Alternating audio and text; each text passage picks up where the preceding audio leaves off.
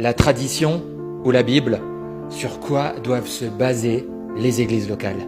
L'apôtre Paul, en s'adressant aux diverses églises d'Asie mineure, dira « Vous avez été édifiés sur le fondement des apôtres et des prophètes, Jésus-Christ lui-même étant la pierre angulaire. » Ici, Paul nous apprend que les églises sont édifiées sur un fondement.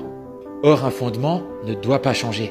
Et ce fondement a été établi par les apôtres et les prophètes, dont Jésus-Christ est la pierre angulaire.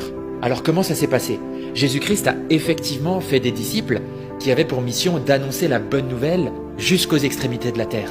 En revanche, il a choisi des apôtres en particulier qui avaient une tâche plus lourde, celle de mettre en place le fondement de la doctrine pour les églises. Et sur quoi se basait ce fondement? Sur les enseignements de Jésus-Christ, la pierre angulaire. Paul dira d'ailleurs, conformément à la grâce que Dieu m'a donnée, j'ai posé le fondement comme un sage architecte, et un autre construit dessus. Cependant, que chacun fasse attention à la manière dont il construit dessus. Il est évident que Paul n'était pas éternel. Il va d'ailleurs passer le flambeau à Timothée. Mais il demande de prendre garde, car le fondement, la doctrine, a déjà été établi par Christ et ses apôtres. Les suivants doivent bâtir dessus, mais sans en changer un seul iota. Paul dira plus loin, car personne ne peut poser un autre fondement que celui qui a été posé, à savoir Jésus-Christ. Alors 2000 ans plus tard, comment faut-il faire?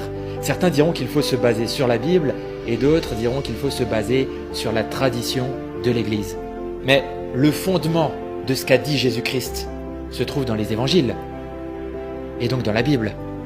Et le fondement des apôtres se retrouve dans les différentes lettres que l'on retrouve également dans le Nouveau Testament. Et nous savons que cette Bible n'a pas changé.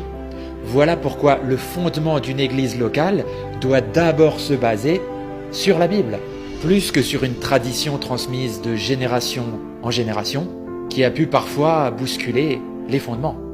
Paul n'avait pas prévenu pour rien, comme à chaque fois d'ailleurs. Une tradition n'est pas forcément mauvaise, elle peut même être bonne, mais à condition qu'elle respecte le fondement posé par Jésus-Christ et ses apôtres. Soyez bénis.